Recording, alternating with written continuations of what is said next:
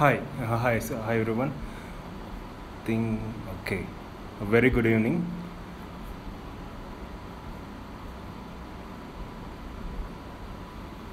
So hope you're all doing fine. So in this live session, as I said, we'll be discussing about art of failing successfully, right? So we'll just go through another inspiring story and see what we can learn from them, right? Yeah, Ramesh, Shiva, they both she. Okay, Gufran, Somanna, Kalpana, Ramya. Hi, a very good evening.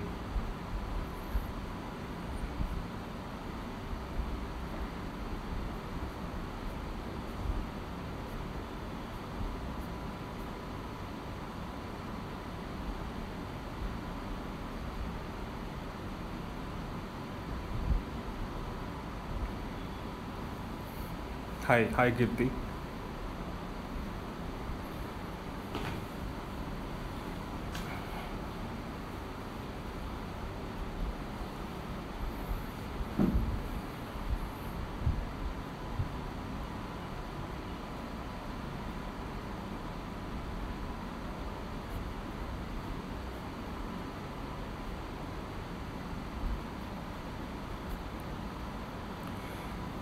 So this is our 15th live session, and the topic for today's discussion is the art of failing successfully, right? Like, how many of you have this fear of failure?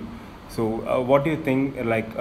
Failure is? Do you think failure is really necessary or a prerequisite for success?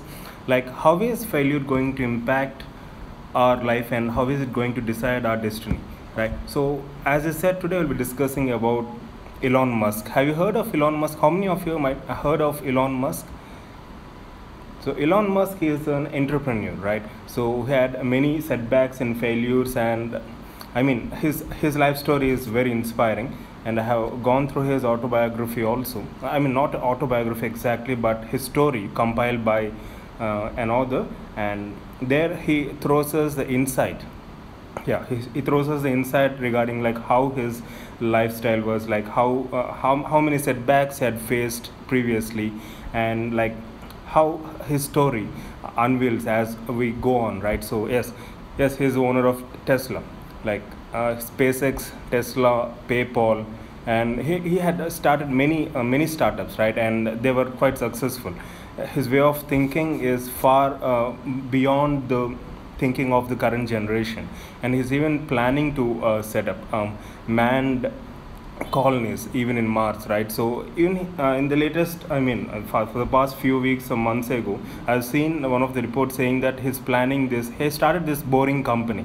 He announced that in Twitter also, a boring company, in order to overcome this traffic chaos. He planned this underground tunnels, and also, have you heard of hyperloop concept, like where the travel distance, I mean the traveling can the amount of time we spend on traveling can be minimized drastically. Hyperloop concept. So he has been involved in many startups and crazy projects, and it's not that he's just saying or telling things, but he's in fact doing things, right?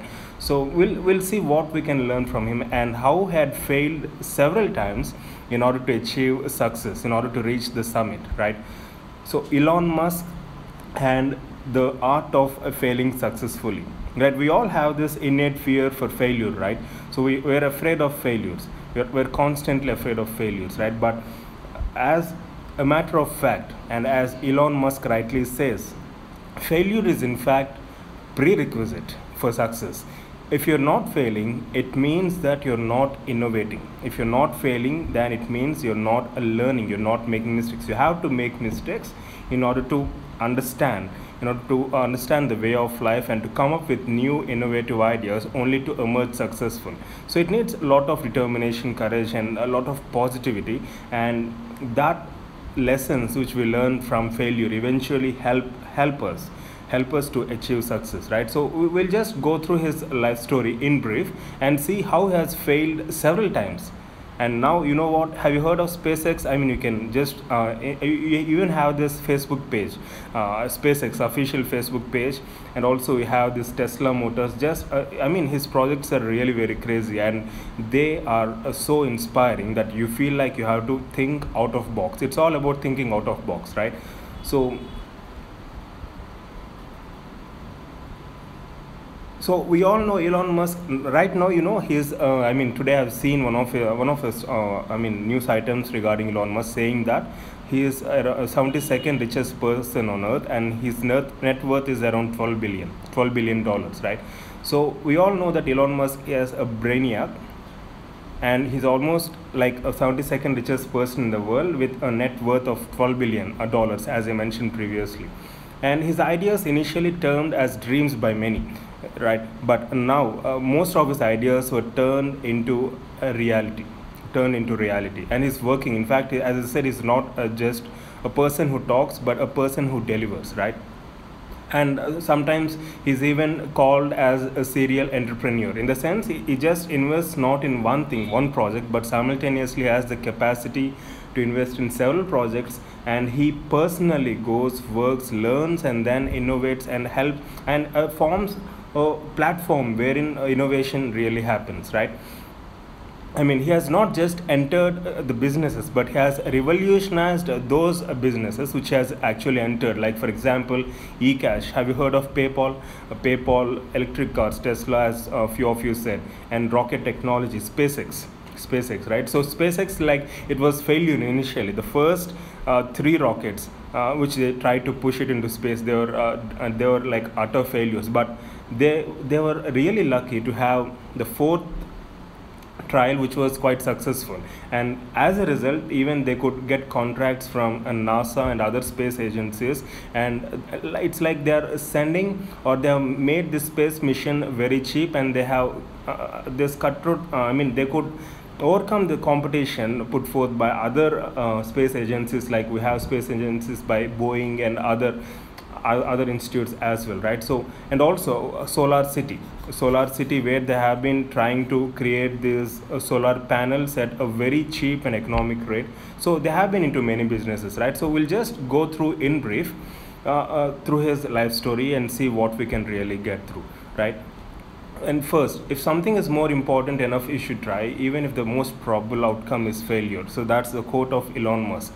So what he says is, if something is really important for you, I mean, you should try it enough, even though a failure is imminent or inevitable, right? Because from that failure, we can have these valuable lessons. We can learn many valuable lessons, which we can use so that we can prosper, and we can have a better tomorrow, right? And see, Elon Musk, ELON. Elon Musk was born in South Africa to an engineer father and a model mother. So you can call him a nerd, in the sense he was stuck to his books all the time. He was not so talkative, he was not so active socially, but he was like more involved into studies, right?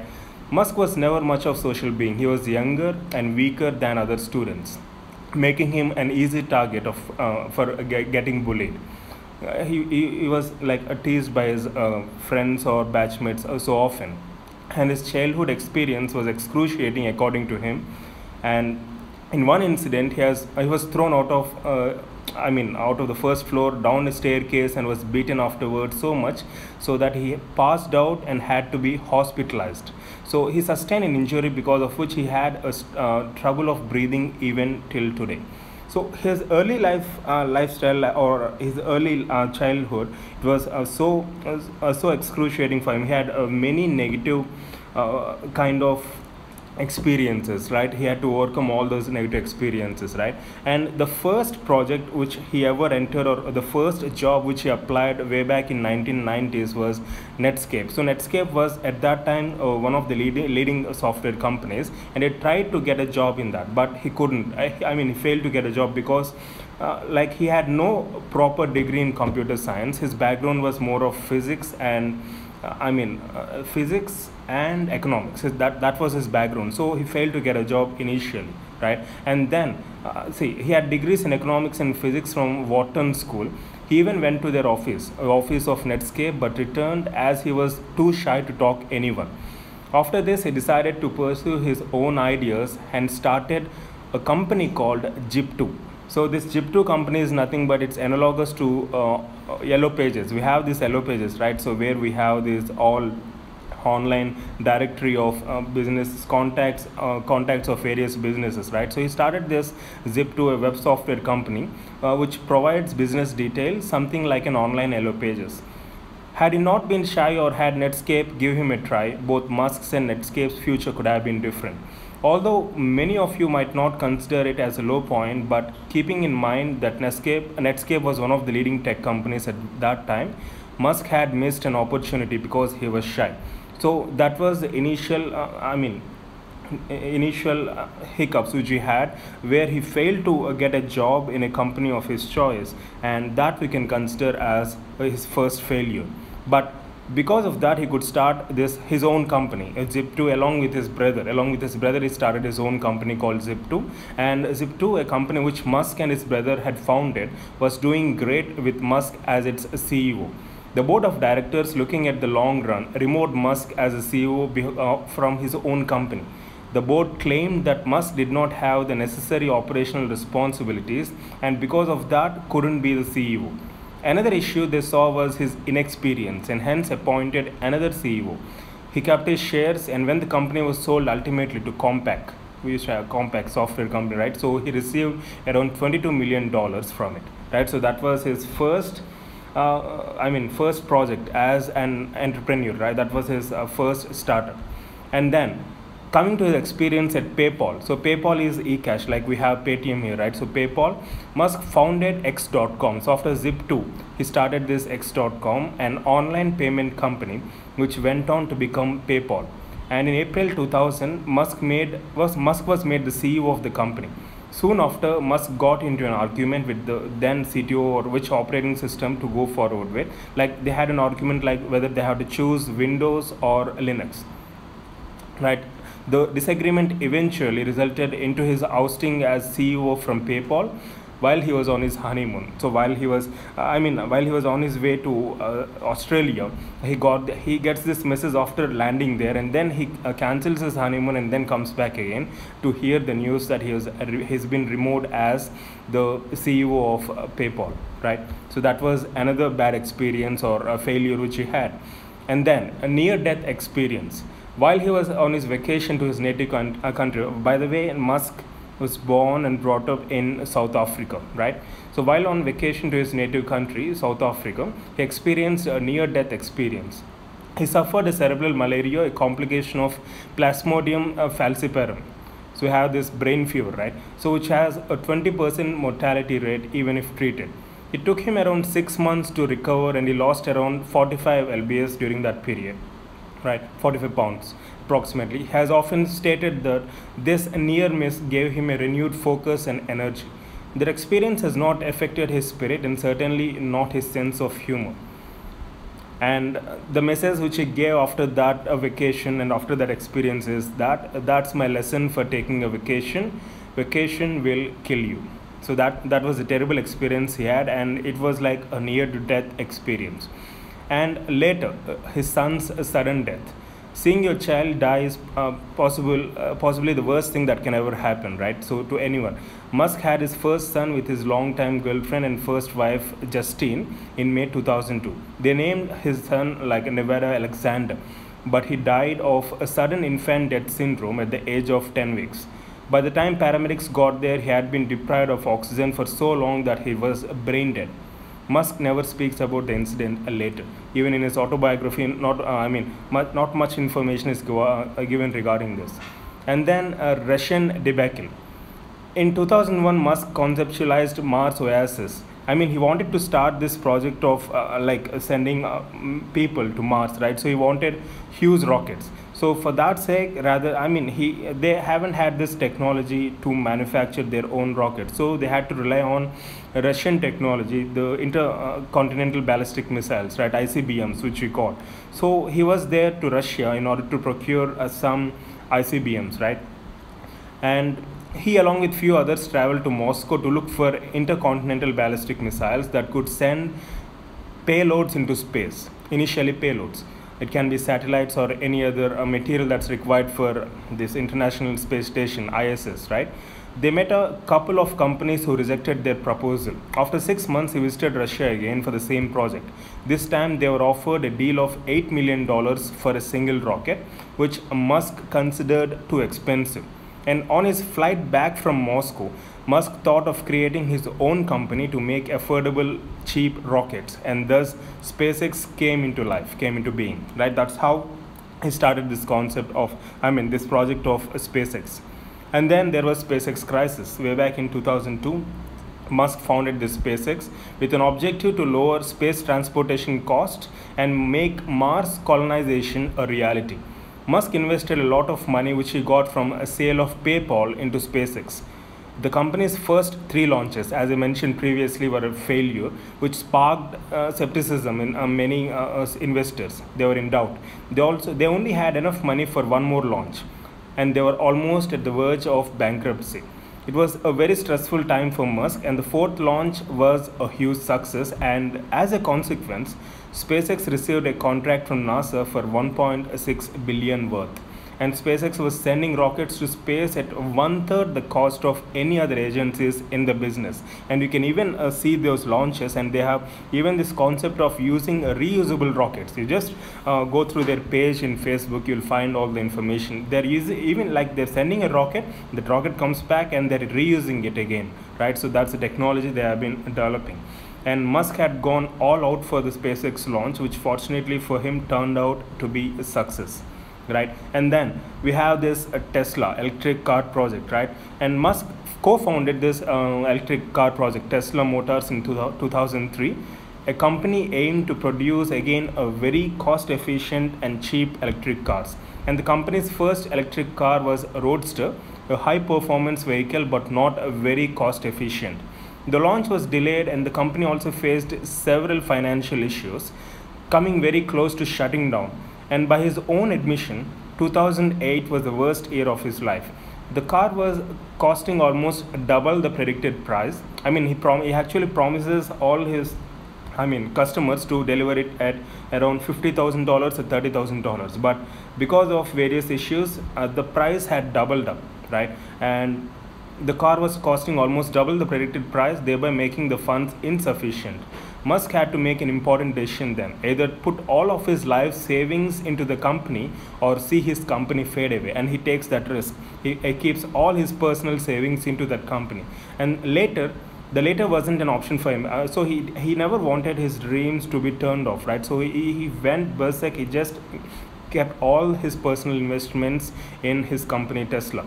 And the gamble it really turned out to be a luck for him. In fact, it was success. And if you observe, even today I've seen news saying that Tesla Motors is considered as the most valued company in US, and it is next to General Motors as far as I remember. And it's, the overall the valuation of the company is comparatively more than BMW or even Ford. It's estimated to be around $50 billion. I'm not exactly sure of the value. So that's how the status of the company is right now. And also we have various models of Tesla. If you see, we have this, first was Roadster, and then we have this sedan class, class S, and then we have this X class. So we have various models coming out, right? So we even have Tesla trucks. And they also started innovating, and they also started trying these self-driving cars, right? You find all this information in Facebook also, right? Yeah. So he was lucky in the sense that he didn't go bankrupt way back in 2008. And after pumping all his money into Tesla and SpaceX, so these were the main projects which were quite successful for him. And after pumping all his money into Tesla and SpaceX, Musk was running dry. Musk was living on personal loans from friends since October 2009. Even the company wasn't doing very good financially and had to borrow around $400 million from United States Department of Energy. Before this, Tesla had been largely surviving on Musk's personal investments, which was no longer possible and viable. His divorce he had to eventually divorce to his wife, and right now currently has around 5 kids. And Musk seems like a go-to guy to learn how to fail successfully. And failure is probably the least of his worries and rather a necessity. In his own words, Musk says, failure is an option here. If things are not failing, you're not innovating enough. And Musk effectively manages his three companies, as I said: SpaceX, Tesla, PayPal. PayPal is no longer under his control. He has Hyperloop and various other projects, right? And he has 5 children, and even makes time to think about future. As I said, we even have seen recently the launch of Boring Company, and with a passionate and innovative billionaire like Musk, only time will tell what he has in store for us.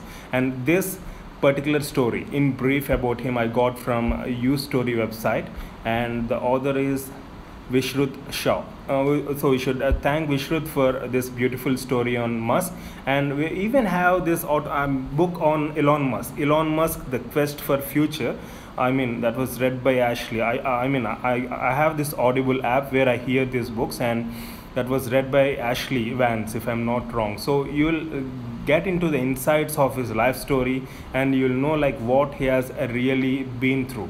And once you understand that failure is a prerequisite, then you'll stop worrying first, and you'll start innovating eventually. Because see, we just can't expect everything to go smooth, and we just can't be lucky enough to be successful every time, right? So failures are inevitable, and they're part of learning, and they're part of winning, and they're part of being successful, right? So if there is one thing we can learn from Elon and his life, it's like it's good to fail. It's of course good to be a failure, but failing successfully matters. So what we learn from our failures and how we implement them, so that we can see a better version of ourselves, as I mentioned previously, right? So if you're not failing, it means you're not innovating enough, right? So fail, but fail successfully, right? So that's the message you can take from this live session, right? So, and I personally suggest all of you to just go through his autobiography. The name of the book is Elon Musk: The Quest for Future, right? And it will be very much inspiring, and I hope it will bring you and give you a sense of inspiration and motivation, right? So this is what I wanted to share in this live session. So hope you guys could follow it, right? A very good evening, one and all. So once again, yeah, yes, Vishnu, Tesla, you're right. Debocian Gufran, yeah, owner of Tesla. He's a co-founder of Tesla. And have you heard of gigafactories? They even have these gigafactories in Nevada or somewhere in US, where they started generating huge quantities of lithium-ion batteries also.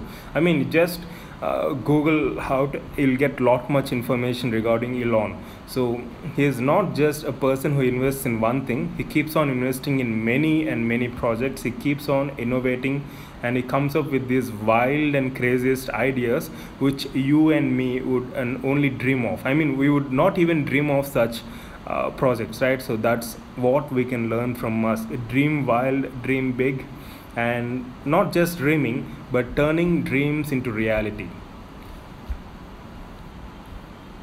Sayari, sir, it seems I'm little too much innovative.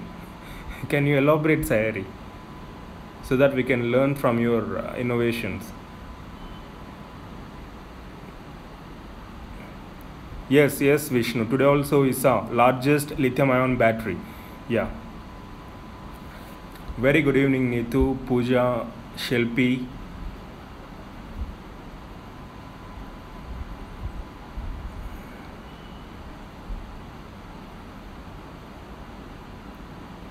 Five-minute school. Hi doctor, I want to feature some of your videos on my YouTube, on my channel if you like. I make medical videos. Please let me know your contact details. 5-minute school, you can contact me at proudtobedentist@gmail.com.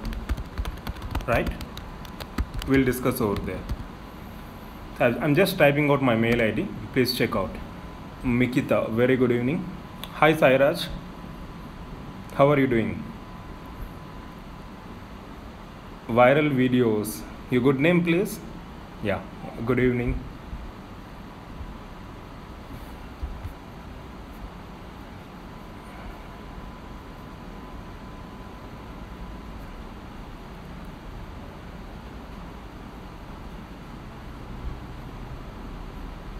So, how many of you have attended this week's live session? So, from this week, we have been we have increased the number of live sessions. So, we had four live. I mean, this is the fourth live session in the same week. So, how many of you attended the morning live sessions and like any feedbacks?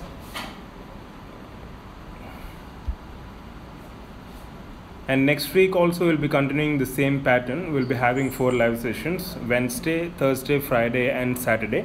And I'll come up with the schedule more specific. Like Wednesday, we'll have a textbook discussion. I'll just announce the topic and also the standard textbook reference so that you can have a hard copy. I'll do it this Sunday, right? So tomorrow.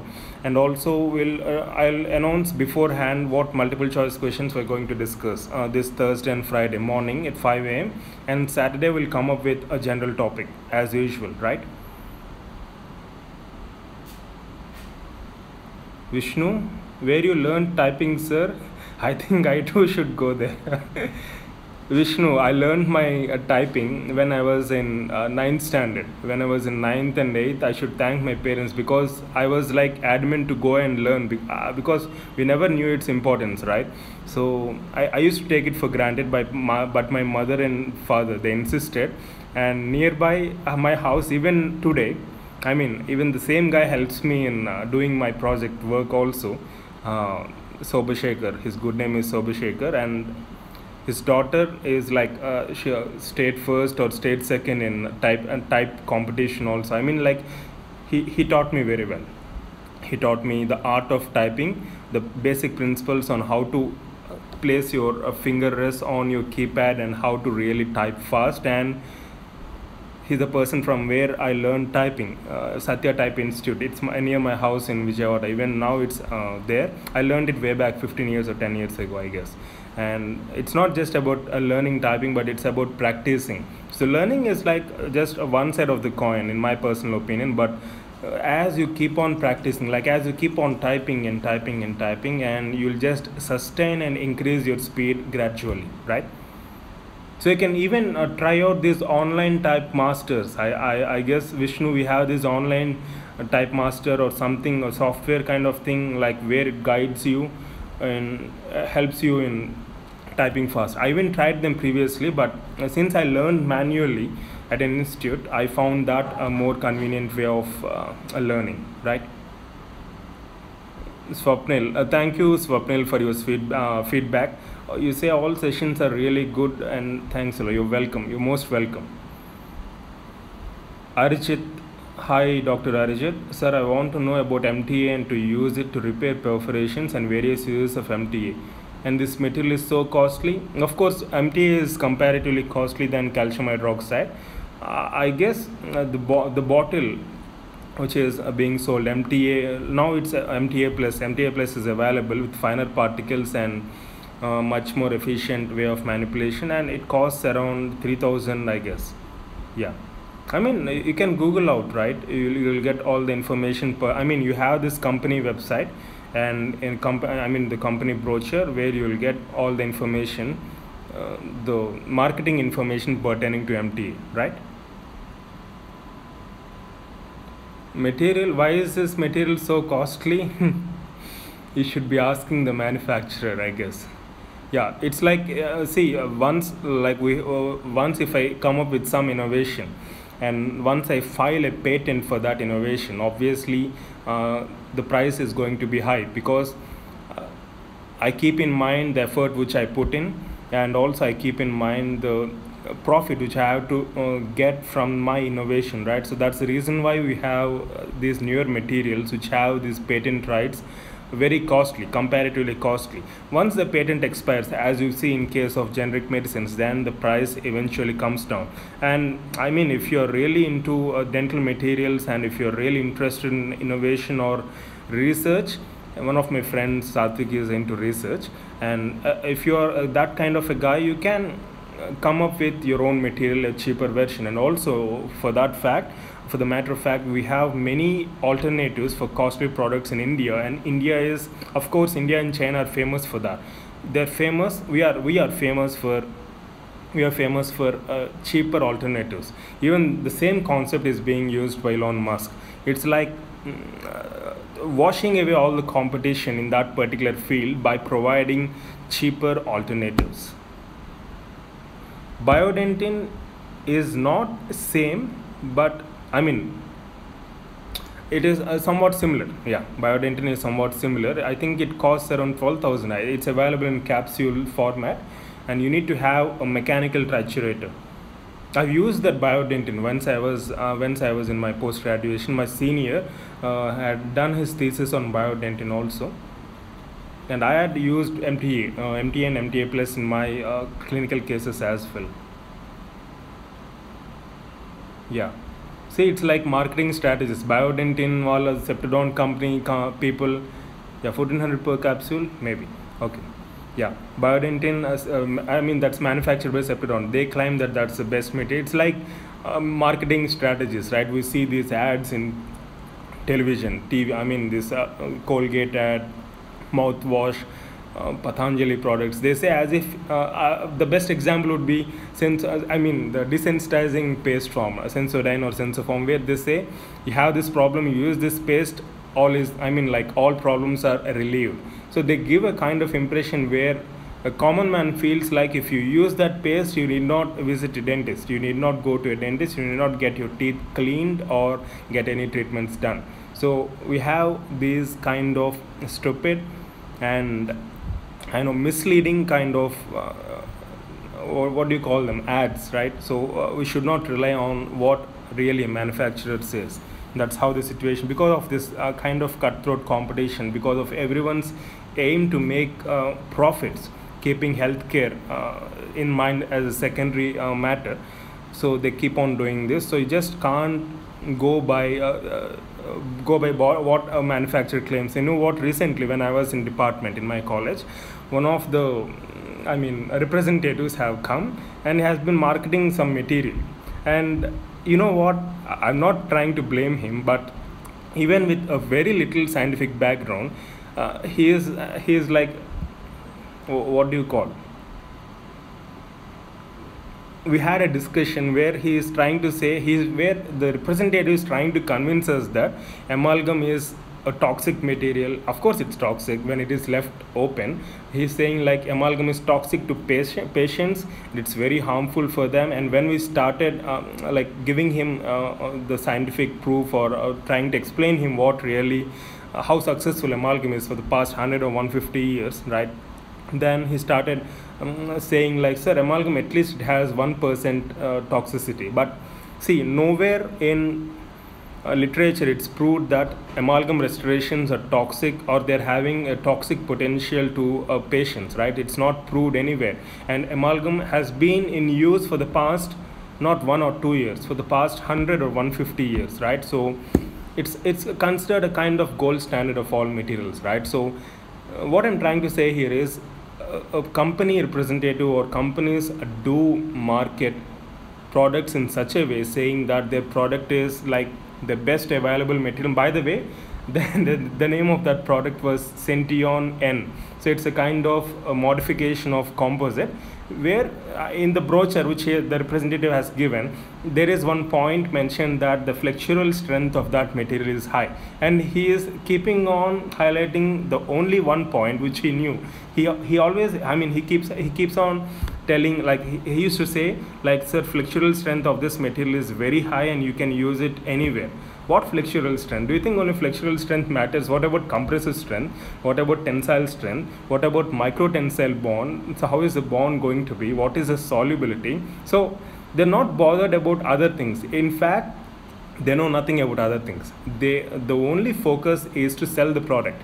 And for selling it, they'll say all nonsense, and you just can't buy that nonsense. So being a science student, being a doctor, it's up to us to really understand the scientific backing of any product and analyze the literature, at least scientifically, and then try to correlate that with clinical results, right? You just can't go by what a representative says. I'm not trying to blame them. They're doing their job, and it's up to them, and we have to do our job rather than blindly going and trusting what they market out there, right? Yeah. So do you find any difference between Indian toothpaste brands and foreign toothpaste brands? Yes, Vishnu, I see a lot of difference. So last month May, I think in May when we were in Singapore, I had seen one toothpaste there. The same Colgate which is available here is also available there.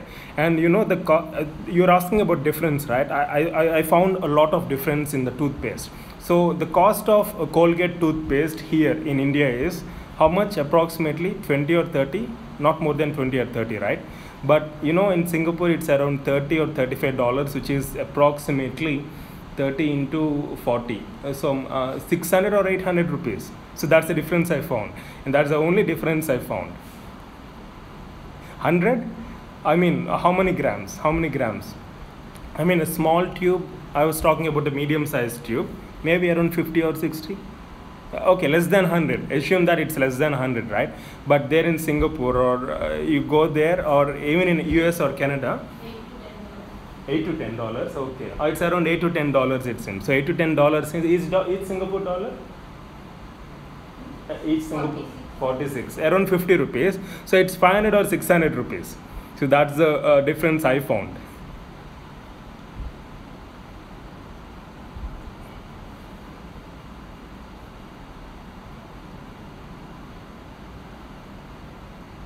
Okay, you're talking about abrasives. I mean toothpaste, right? Yeah, the only difference we find is the see, Vishnu, the basic toothpaste. What is the function? The basic ingredients remain the same. It's like the masala which they add. Like they say whether your toothpaste has coal, whether they say like your toothpaste has charcoal, coal, neem. So these are all marketing tricks to dump people, to fool people into buying their products, right? So we don't really have much difference. I've seen my mother's sister, so my aunt stays in Canada. I've seen, I mean, she used to send us some products. There is no really much difference, right? The materials are available there. The same quality is available even here, except that we find some duplicates, but the overall quality remains the same. And obviously we see the cost difference.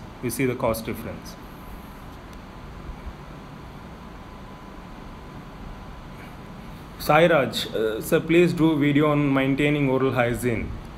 I mean, Sairaj, what, like to the general public or addressing whom? You mean? Can you please elaborate?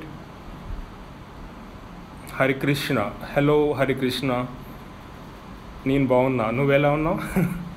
Yeah, I'm fine, Hari Krishna. How are you doing?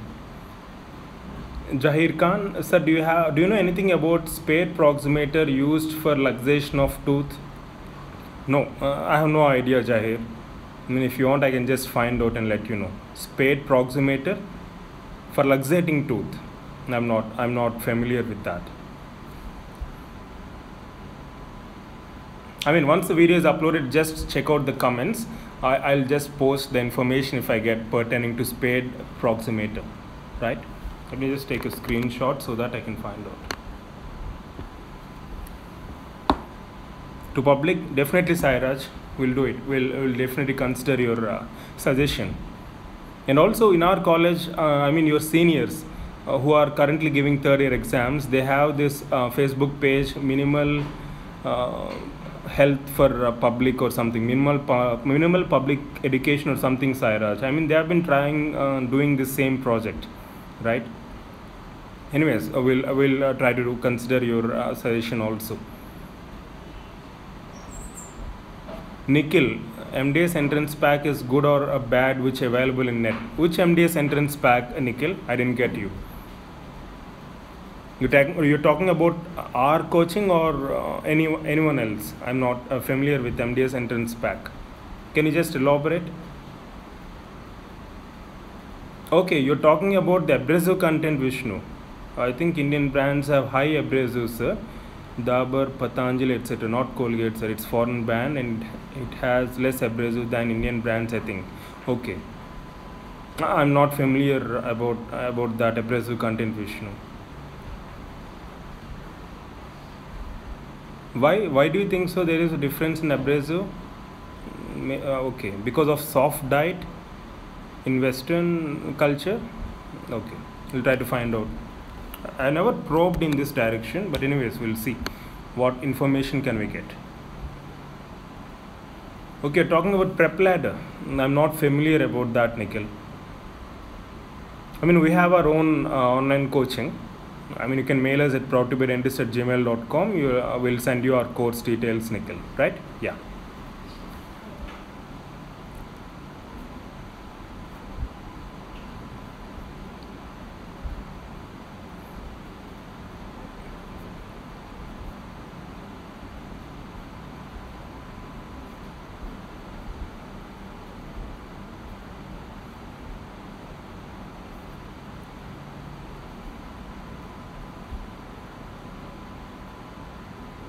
Okay, you used it, Vishnu. Okay.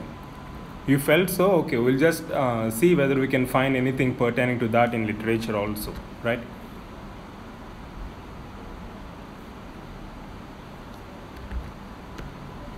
Okay, just before conclude, it's past 40 minutes. I'd like to just conclude the session. So before concluding, I'll just summarize all that we have discussed so far, the gist of the entire session, right? So the art of failing successfully, what we can learn from Elon.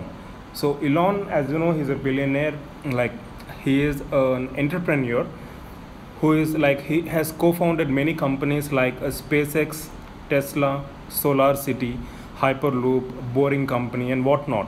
Many projects, many awesome crazy projects. And he is even compared to what is that character? Yeah, Iron Man, Tony Stark. He's even compared to a real life Tony Stark, right? Because of his obsession and because of his way of thinking and his approach, right? So he had many failures initially, had many drawbacks, many failures initially. He was bullied when he was very young, in way back in South Africa, and his Netscape effort and his Zip2 company, PayPal, and his near-death experience, right? So he had really this near-death experience when he was on vacation in South Africa, and his very bad and negative experiences at Zip2, X.com, PayPal. I mean, they really brought a new person in him. Like, he has learned from his failures and he started innovating. He never gave up, for that matter. He never ever gave up. And of all his companies, SpaceX and Tesla were comparatively more successful, and till today they have been running very well. And SpaceX, they have been launching rockets very much frequently at a very low price, and they are even competing with other internationally renowned companies, right? So I mean, he had this Russian typical SpaceX crisis. Tesla had been through many crises, and even in when there was financial meltdown, so there was this financial depression, if you remember, 2008, 2009, or 2007, when Obama was the president of US, and where the real estate collapsed entirely. There was Great Depression, if you remember. So at that time, even his net worth came down. He was on verge of bankruptcy, right? So it was, I mean, even in his personal opinion, like when he was asked which was his like bad experience, he said 2008 was the worst experience he ever had. And in spite of all this negativities, he had managed to hang on, and then come up with more innovations, more ideas, more enthusiasm. And he says, if something is important enough, you should try. If it is important enough for you, you should try, even if the probable outcome is failure. Most of us give up with a thought, keeping in mind that, okay, if we do something, we might fail, so let's not do it. So that's a totally wrong and absurd approach, which we can really implement. So if something is important for you, you should try, even if the probable outcome is failure, because it is from that failure we learn many lessons. And I'll just share one or two of my personal experiences in regard to this also. Like, especially when we were having this online this thing, there was a malware attack on our websites, and like we thought like we lost all the information of tests, well, I mean, all our videos, everything. But we managed, like once we had that experience, it was very bad experience. We had sleepless nights for 2 or 3 days, which is, compared to many major problems in life, this is a minor problem, but for me this is one of the major problems, because in keeping me interest and my academy interest, many students joined me, right? So I never wanted to disappoint you. So I literally had sleepless nights for 2 or 3 days, and we struggled, and we came up with many alternatives, and eventually we came up with new ideas. We started backing up our data. Like, it was a failure, it was a system failure, but we never gave up. We shouldn't give up, because if we had given up, then I wouldn't be continuing this any longer, right? So never give up attitude, learning from failures and whatnot. I had many, everyone have their own experiences. When I had many experiences in post graduation, even during my long term after plus one and plus two, that was another horrible experience I had. I couldn't gain a medical seat, so I was lost. Society said I was a failure, and I had to do a long term, and then I entered PDS. But I had only one thing in mind: I had to prove myself, and then started this project of PTBD, proud to be dentist, and so on. We had this very long journey, right? And we are willing to travel even longer, with all the enthusiasm, and of course we're not afraid of failure. I'm not afraid of failure, because failure is often good, as Musk puts in, as Elon puts in. Let me just quote what he says: failure is an option here. If things are not failing, you're not innovating enough, right? And as I said, failure is a prerequisite. As Elon says, failure is a prerequisite for success, and it's a prerequisite for innovation, right? And I'll just conclude with this important statement given by Elon: if something is important enough, you should try, even if the probable outcome is a failure, right? And I personally request all of you to just go through his autobiography, Elon Musk, in a a quest for bright future, where you will have more insight into his way of living, into his way of thinking, and how to overcome all these challenges in order to emerge successful and be happy, right? So that's everyone's goal, right? Yeah, I'll just answer these comments, and then we'll conclude the session, right? Yeah. Jahir, can you please elaborate something about oral ulcers treatment? We use analgesic and anesthetic ointment, as well as we prescribe multivitamins, but it takes long time for healing. We cannot accelerate healing, as far as my knowledge is considered, because whether you give anesthetic ointment like lidocaine gel, or whether you provide any supplements, there is a natural course in healing process, right? It takes 1 week or 10 days, or even less, 3 or 4 days. And as far as I know, we only give palliative treatment, and elimination of stress is one of the factors which helps in fastening treatment, as far as my knowledge is considered, Dr. Jahir. Yeah. Dr. Arijit, are physics forceps are better than traditional forceps? Physics forceps, I'm not familiar of that term, physics forceps, Arijit. Physics forceps, can you please elaborate? Yeah. Jahir, you need information on physics forceps? I'll just find out. I'm not familiar with that. Okay. Sairaj, so do you find any toothbrushes pattern and hardness of bristles? I didn't get you, Sairaj. You mean to say the relation between toothbrush pattern and hardness of bristles? Toothbrush pattern in the sense the way in which we brush, or arrangement of bristles? I didn't get you. Deborshi, sir, please do system-wise pathology, pharma, and medicine discussion. Definitely, Deborshi, will consider your request. So as of now, in live sessions, we're planning the same. you're planning to discuss subject wise, but we'll do it topic wise as you mentioned, right? We'll try to elaborate and we'll try what best we can do.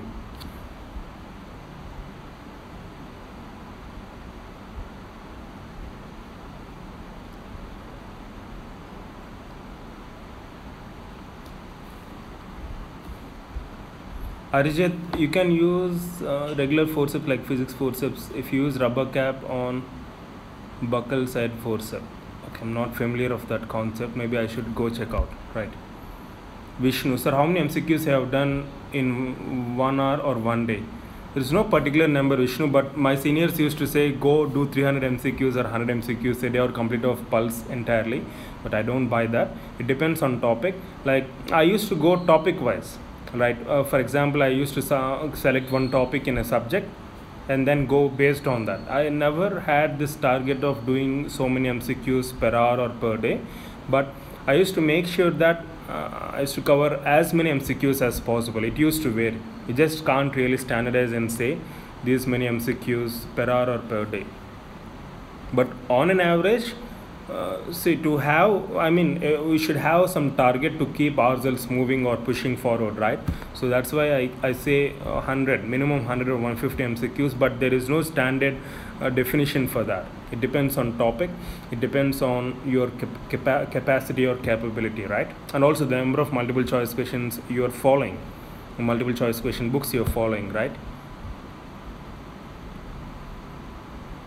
Yeah, the moment you keep on doing many multiple choice questions, you'll get used to the speed. Arijit, you say both are different things. Okay, we'll see what they are actually, physics and mechanical forceps. Okay.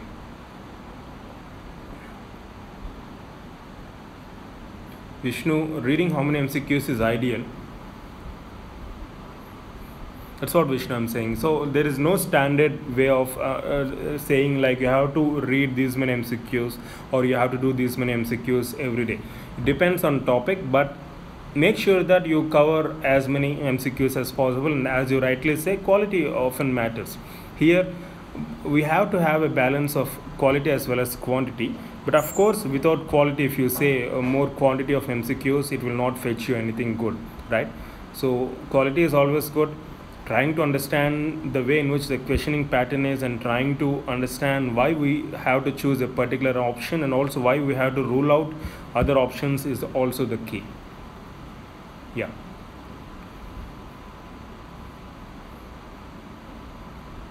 Okay, you're talking about arrangement, Sairaj.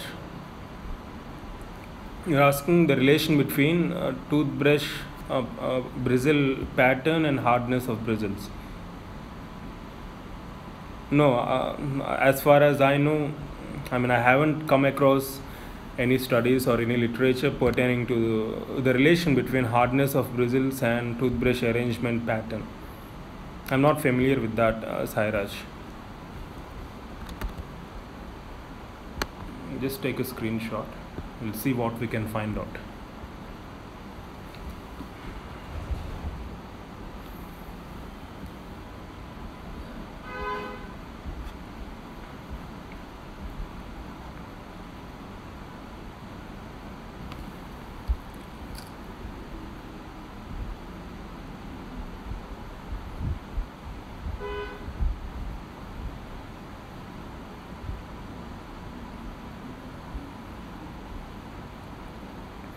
The same multinational companies which manufacture toothpaste.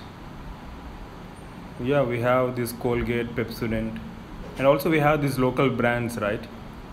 I mean, who makes in the sense you're talking like um,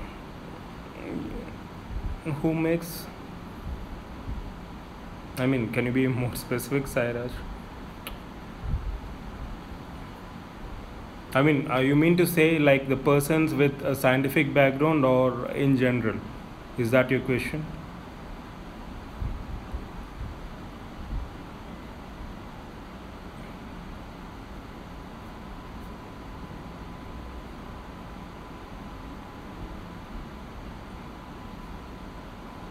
Okay.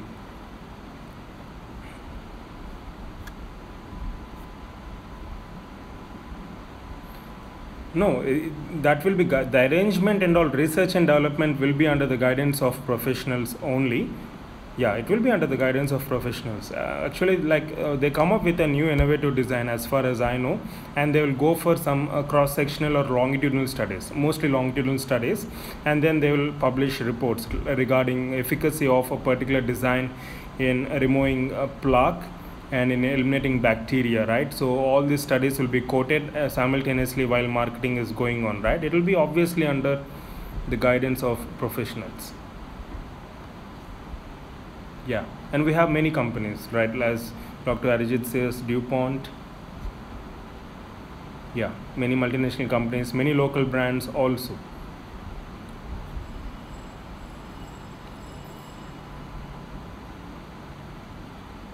Of course, under the guidance of dentist.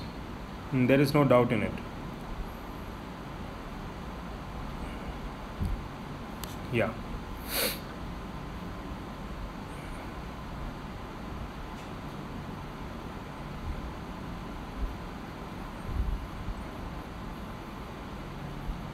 Okay. So it's past 57 minutes, right? So you have any more comments? Yeah, Waterpick. I heard of Waterpick, and you can find information on Waterpick in our Proud to be Dentist profile, Facebook profile also. We have also posted some information pertaining to that. It's similar to floss kind of action, but with a water jet, which helps in effectively eliminating interdental plaque or food debris, right? Yeah, I heard of Waterpick. I've seen that online, but I haven't really used it.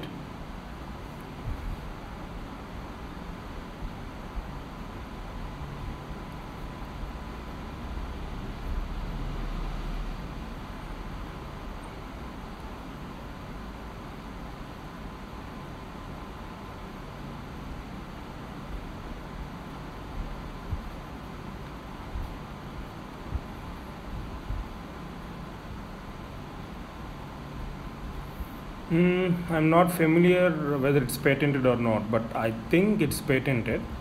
I assume, but I'm not sure of it. Why are you planning any design? Are you planning any design, Swapnil?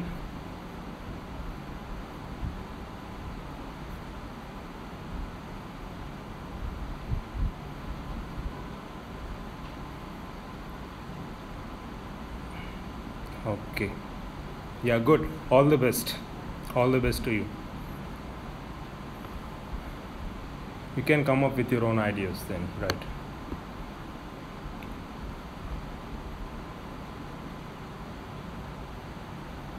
So anyways, it's clinical practice, good or lectureship.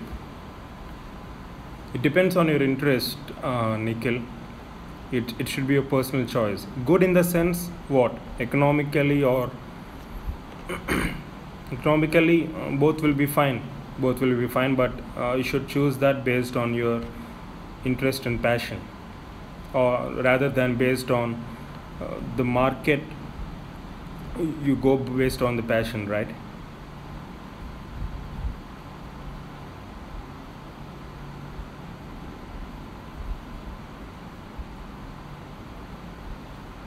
Oral ulcers and all will try to cover the treatment aspect, and all will try to cover in a separate video, right? So we'll discuss that elaborately in a separate video, the treatment aspect of oral ulcers, because it's important theoretically as well as clinically. It's the most relevant topic which we can ever discuss, right?